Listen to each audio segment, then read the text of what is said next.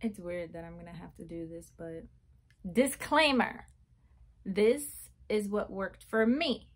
It may not work for you.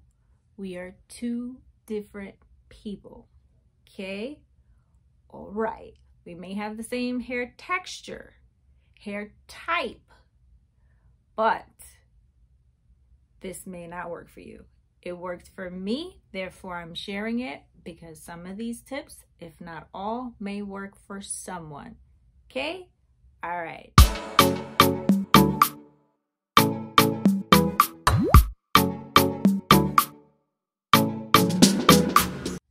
Hey guys! So today I'm going to be sharing with you my top 10 hair growth tips that worked for my 4C hair, okay? I do have mid-back length hair. I did some videos on my hair journey from beginning to now. I also did some videos just showing pictorials of how my hair was before starting my journey and then during my journey. So, tip number 1, moisturize and sealing. I moisturize and seal when needed. I do not moisturize and seal because someone told me I need to do it every 2 to 3 days. I don't do it because someone told me I needed to do it every week. My hair, my rules, well, my hair, her rules, okay? Because whatever she do, I just follow, okay? So yeah, just don't let your hair get dry. If you have 4C hair, don't let your hair get dry. Make sure you keep it moisturized, and that would be dependent on what you like to use in your hair, whether it's you know, adding water, then your favorite leave-in, then sealing it with oil, or maybe you want to use aloe vera water and or rose water, vegetable glycerin, and use a butter and then use an oil to seal. However you want to, just make sure that your hair does not get dry, and moisturize and seal based off of what your hair is telling you it needs. Also, don't mind that broken nail. I don't know what happened. Moving right along. Also, I keep looking down because I have a list. So my second tip is deep condition every wash. Now, there are a lot of people who do not deep condition and they get away with it. That's fine. For me and my hair, I have to deep condition every wash. And I do it different ways. I may use a regular cheapy rinse out conditioner. And when I say cheap, I mean like an Aussie Suave, never VO5 girl. Or I'll use a mask. There's a good one from TGIN. I can't think of the name right now. So like a heavy mask, it'll just say like a deep treatment mask, more geared towards moisture. And then I'll mix in a protein. Sometimes I'll do a protein base and then mix in one with moisture. I'll balance it out based off of what my hair needs, but I always deep condition with every wash. So if I co-wash, I'll deep condition. If I'm washing with a shampoo, I'll deep condition. Always, always, always. And that has worked for me to soften my hair and get it to be more manageable, so that when I do go in to style or moisturize and seal, it's easier to detangle rather than just shampooing and putting a conditioner on it, leaving it for 5 minutes or 2 to 3 minutes like most of the conditioners say, and then rinsing it out. That doesn't work for me. Sometimes I even deep condition overnight. So that definitely helped with retaining moisture and manageability, so that we won't get into the whole breakage thing, you know. The third thing is trimming and dusting my ends. Now, this is another thing that is based off of your hair. Now with my hair, I dust my hair as needed, And if you don't know what dusting is, it's pretty much just taking your ends and just looking through. Maybe when you're moisturizing and sealing or doing a scalp massage, you just look at your hair. My hair's in a ponytail, so I can't even pull it all the way over, plus this hat. So you just look at your ends and just, if you see a split end, clip it. Single strand knot, clip it. Something that just don't look right, clip it. You know, and that's what I do. If I see it, it gotta go. Like it has to go, because it's just gonna split up, and then next thing you know, you're gonna have to cut that whole area because now they all started splitting. No, just cut it. Okay, cut it. Trimming is also based on the needs of your hair. So stylist is always saying, and these people are licensed, which bugs the hell out of me, but they're like, oh, you have to get a trim every 8 to 16 weeks. Who told you that? Everyone's hair grows at a different speed. So if I have a slow growth rate and my hair is not breaking off, why would I need a trim? Now, if my hair had a fast growth rate, but then it was breaking as fast as it was growing, first of all, I might need to utilize these tips. And second, like, that probably wouldn't make any sense either, because I'm not retaining any length and you're just cutting off probably hair that doesn't need to be cut off. So pretty much what I'm trying to say is trim when necessary. Trim when necessary, because it just doesn't make any sense to me. Me personally, when I first started my journey, I trimmed once a year.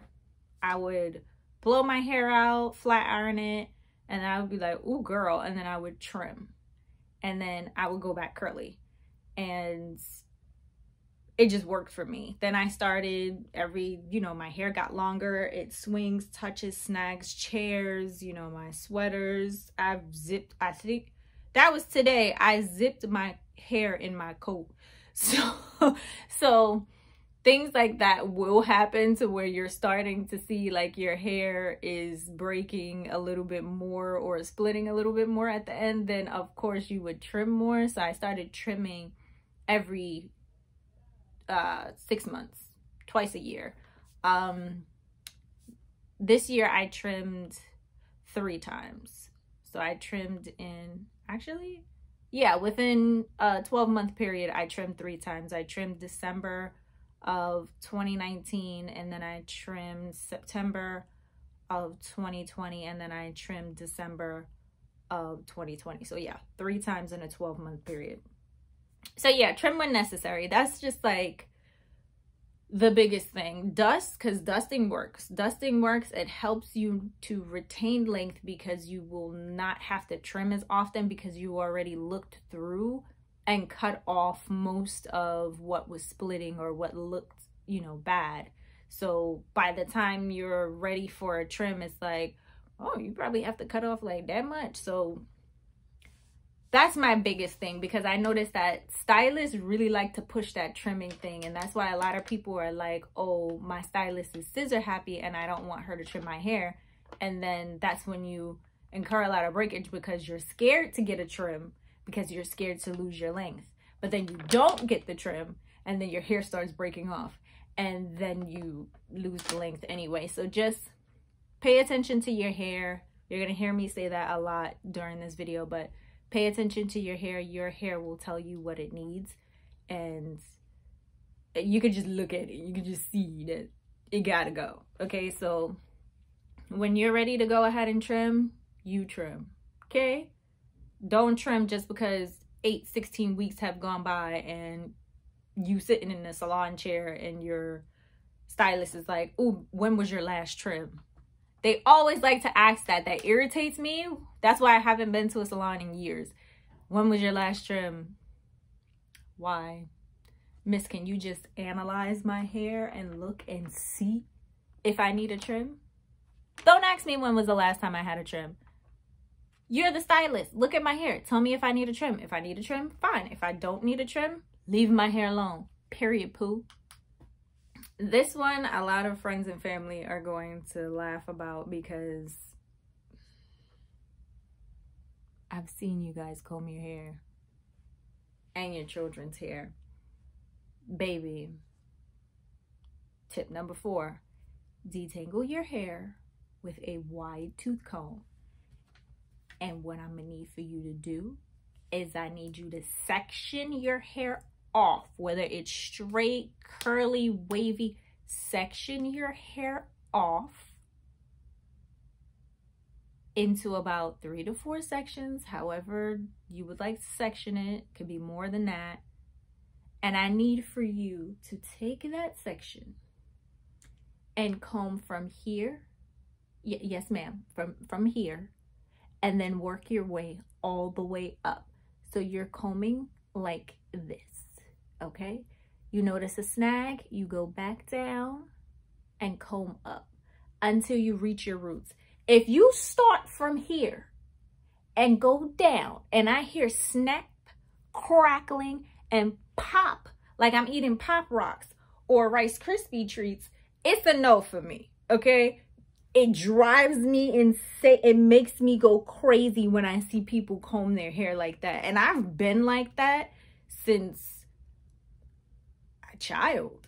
Because when I would go get my hair done at the African braiding salons, sis, you are African, okay? You are like me. Why are you ripping my edges out? Why are you taking a rat tail comb, sweetheart, and combing my hair from the root down? Oh, girl, I'm moving on because I'm about to have a whole heart attack. Please detangle your hair with a wide tooth comb, and I'm gonna need you to start from the ends and work your way up to the root. I'm not gonna say it again. Tip number 5. Now, this is one that I just recently implemented. This was my first time doing the Hairlicious Castor Oil challenge. So I would oil my scalp with an oil or with a grease. I'm not gonna tell you what grease, not just yet. But yes, I still do use grease. But I usually use grease when my hair is braided because I feel like it protects my scalp better. I do clean my Kanekalon hair with apple cider vinegar before doing an installation. Of course, waiting for the hair to air dry overnight. So I'll soak the Kanekalon hair overnight, rinse it, soak it in shampoo and rinse it, and then let it hang on hangers and stuff and let it dry overnight, and then I'll have my hair braided. I do that most times. I'm a lazy natural. I don't do everything perfectly. I don't do everything all the time. Sometimes I go right to the hair salon and I just be like, I need my hair braided and whatever. So they'll braid my hair. Most times I'll just come home, put the grease on my scalp, and you know, that will protect my scalp from whatever chemical is on my hair. Most times when I do this, I have somewhere to go, I have an event, I have somewhere to be, and you know, I just need my hair done quickly and I need to protect my scalp.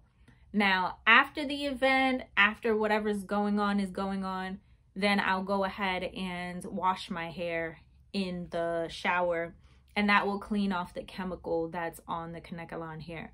So that's the reason why I use grease, for that reason. And again, I'll show you the grease that I'll use in a separate video because I feel like it protects my hair better than oil because my hair likes to soak up oil.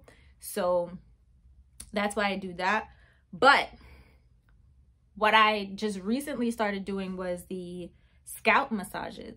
Now, when I did apply oil to my scalp or grease to my scalp, I did massage it in because I didn't want to just slather it on and just leave it. So I did massage it for about 2 minutes, and I didn't know. Now, I knew scalp massages, you know, promoted stimulation to the hair follicle, which, you know, sped up the hair growth process. But I didn't know how good of a thing it was until I did this challenge starting in October of 2020. Scalp massages are the GOAT.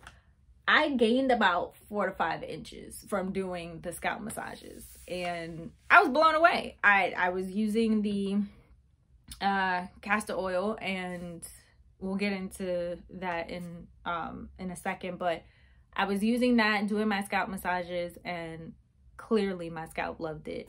And so that is one thing that I would say is one of my tips for growing hair, because I was just blown away from this castor oil challenge. And I won the castor oil challenge. I was one out of 2 winners and super excited about that. There's a video up about that as well.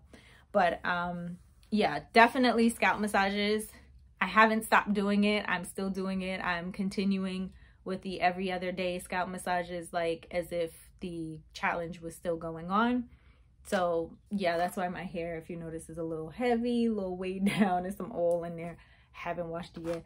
Don't judge me. All right, so tip number 6 is going to be my favorite oils for hair growth. Now, I don't have them with me. They're up and I didn't feel like pulling them down, but Jamaican black castor oil is the GOAT. Jamaican black castor oil has been the GOAT since I was younger. However, I didn't start really using it consistently until 2018. So Jamaican black castor oil is the GOAT and great for hair growth. I was just using that on the castor oil challenge. My new fave is the Egyptian black castor oil, which again, it drops on January 29th. Today is what, the 25th? Woo! We got 4 more days and we can purchase that. Again, I will leave the link down below once the 29th comes. So that's one of my new faves. The stimulation to the scalp, like you can feel it, that pepperminty cool feeling. Love it. And it definitely did stimulate my scalp for hair growth. Castor oil, regular castor oil that you can find in like Whole Foods or the vitamin shop. That's one of my favorites as well. It's very thick, so be mindful of that if you have thin hair. Grapeseed oil. Grapeseed oil is my bae. Okay, that's bae right there. Grapeseed oil, I love it. It's lightweight, it smells great, and it just helps to seal my hair. It makes my hair feel so silky. And I feel like when I seal with that oil, I believe it's a carrier oil. I don't know for sure if it's a sealant, but I use it as a sealant, and I feel like it just makes my hair soft in conjunction with what I'm using as, you know, like my leave-in or my styler or my butter. So definitely love grapeseed oil. I feel like it helps keep my hair moisturized, like it locks in that moisture. Tea tree oil. Tea tree oil is great for hair growth because it cleanses the hair follicle the same way that Jamaican black castor oil does, and it keeps your scalp clean, and it stimulates hair growth because of that cooling feeling. Love tea tree oil. And the same thing with the last 2 oils, peppermint oil and rosemary oil. Now those 2 are essential oils, as well as the tea tree, that's essential too. Peppermint and rosemary stimulate the scalp for hair growth. Rosemary is known to grow your hair at a faster rate. Now again, hair growth is based off of you, okay? Your hair will grow at a certain rate. Implementing other things will help your hair along that time frame and may speed up the process, but nobody is saying that you will use it and your hair will just start rapidly growing and you'll be Rapunzel within a month. No, but if your hair grows 6 inches a year, there's a possibility that within that year, you can grow your hair 12 inches, maybe less, maybe more. It all depends on your growth rate and what you're doing, what you're using to speed up that process. But just note, again, I did do this, I did do the disclaimer in the beginning, but what worked for me may not work for you, okay? I had to say it again, sorry. But yeah, those are the oils that I love. You can look up oils that may work for you. Maybe look at a different influencer that has a hair type or texture that's similar to yours. and see what they use, or just look up oils on Google like I did and pick the ones that say that they promote hair growth and try it out consistently. The castor oil challenge was for 3 months. I would say do that 3 months or more and see if you gain any length, or see if there's any other benefits to that oil that you tried. Clarifying the scalp, getting rid of itch, maybe getting rid of dandruff, because peppermint, tea tree, and rosemary do that. They cleanse the scalp so you won't have any itching and you won't have any dandruff. It happened to me. My hair has been straight for almost a month and it ain't dirty yet. Just saying. Tip number 7, low manipulation. What is low manipulation? It means leave your hair the hell alone for long periodically time, okay? Leave it alone. Leave it alone. Gotta handle it. Leave it alone. If you know, you know. So yeah, just leave your hair alone. I would say if you're going to do a protective style, make sure it's not tight. And just leave it alone. Leave the protective style in for a month. I usually leave mine in for a month because I like my curls. I be missing them. So yeah, protective styles, leave them in for a month or longer. So whether it's braids, twists, a sew-in, sometimes I braid or twist my own hair, especially this time during quarantine. I was braiding and twisting my own hair without, you know, Detangle and just leaving it like that for a month. And I would just wash my hair every 2 to 3 weeks with my braids or twists in, just to cleanse my scalp, deep condition my strands, and that was that. So yeah, just leave your hair alone. Don't manipulate, especially in the weaker areas like the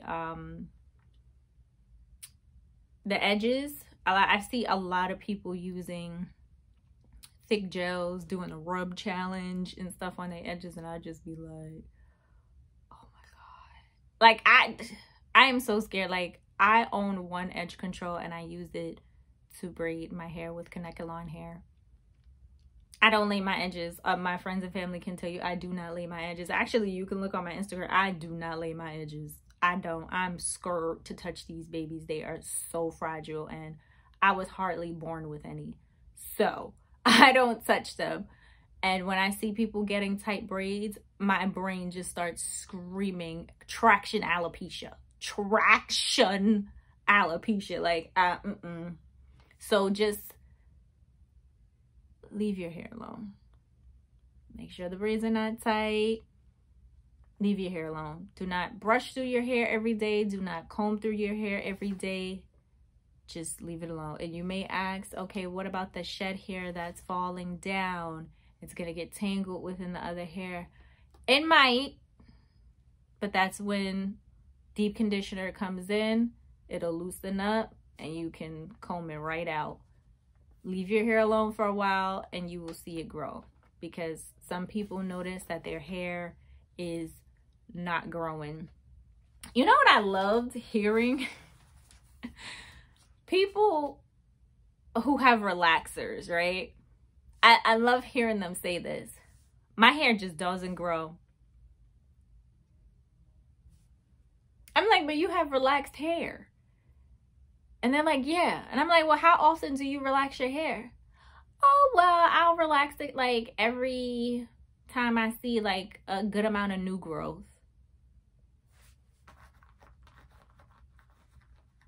How you got new growth to relax if your hair don't grow? Sis, let's make this make sense. Your hair doesn't grow, but you see new growth. So you relax the new growth. Where's the new growth coming from if your hair don't grow? Anyway, let me jump off the naturals before, the relax before they come for the naturals, because they love coming for us, because we be coming for them. But anyway, your hair does grow. What's happening is your hair is breaking off at the same rate that your hair is growing. So If you grow an inch one month, an inch will break off that same month because you're manipulating in your hair too much, or you're doing something, or you're not doing something that's causing your hair to break. So your hair is gonna grow.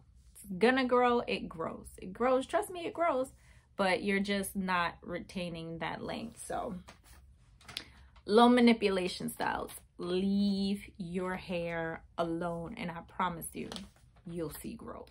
All right, tip number 8. This one I love as well.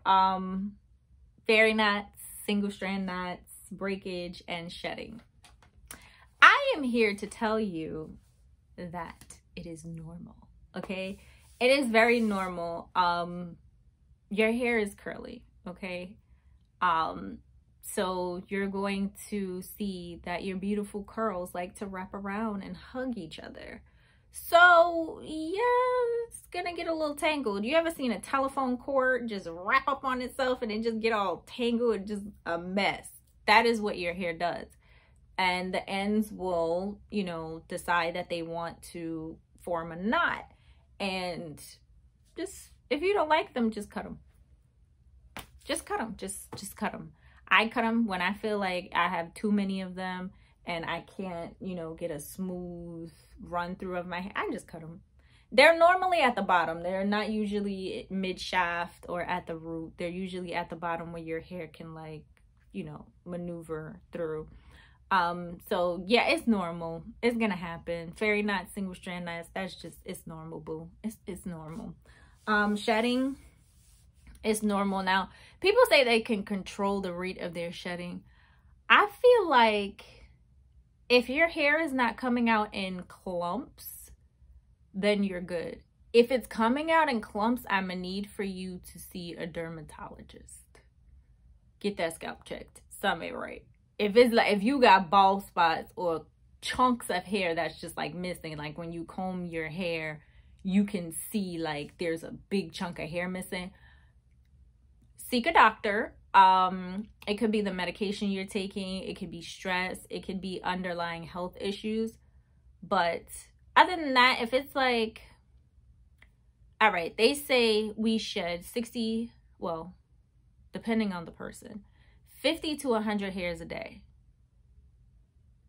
So imagine you're one of those people that lose 100 hairs a day. You're gonna really think your hair is falling out, but it's not. For me, I notice that my hair sheds more in the wintertime. I don't know if I'm part dog or whatever the hell it is, but I shed a lot more in the winter. Right now, my shedding is down to a minimum. I'm seeing maybe 3 to 10 strands a day. So yeah, if it's minimal shedding, then you're good. Like, you're good. I mean, try something that helps with shedding. I believe rosemary helps with shedding, rosemary oil, and black tea rinses help with shedding. I've done a black tea rinse. I think I was doing them back in 2016. I stopped because I didn't really see a difference. I was just like, this is the rate of my hair. It's gonna grow and it's gonna shed. As long as I see those white bulbs at the end of the hair, I'll look and I'm like, white bulb, all right, we good, that's shedding. When there's no white bulb, we got a problem. I need to figure out why my hair is breaking. But that's another thing, breakage. It's inevitable, especially if you have long hair. Look at what my hair is doing now. Rubbing up against this chair, rubbing up against the back of my cotton sweater. It's inevitable. It's going to happen. You're going to get split ends. You're going to get breakage. Those things are going to happen. I told you guys earlier in this video that I zipped my hair in my coat today. Things like that are going to happen when you're putting your ponytail in. If you have tips like I do, you know, when you need a fill, that's going to snag on your hair. So like, it's inevitable. You're going to want to wear your hair. I said low manipulation, but there's some people who are just like, okay, I'm not going to take that tip. I like changing my hair up often. I like doing a bunch of styles every week. That's you? Okay. Just note that combing and brushing through your hair, you're going to see those things happening. So take it how you want to take it, but It's inevitable. I have not had one day, week, month, year where I have not seen split ends, shedding, or breakage in my hair. And I try to follow this natural thing to a T. And I haven't even come across anyone who says that they don't have that either. So it comes with the territory. It's hair. Take care of it, trim it, it'll grow back. Tip number 9. We always hear about this. Silk or satin? Silk or satin? Yeah, silk or satin. So as you can see, I have a silk scrunchie in my hair. Well, satin, really. And then my hat is satin lined. This is a curl cap. So I sleep with silk pillowcases. I sleep with a silk scarf, satin scarf, silk or satin bonnet. Sometimes I do all three. I'm like, okay, I'm gonna bun my hair with this, and then I'm gonna put my scarf and my bonnet on, and I'm keeping my silk and satin pillowcases on my bed. So yeah, get you those because they work.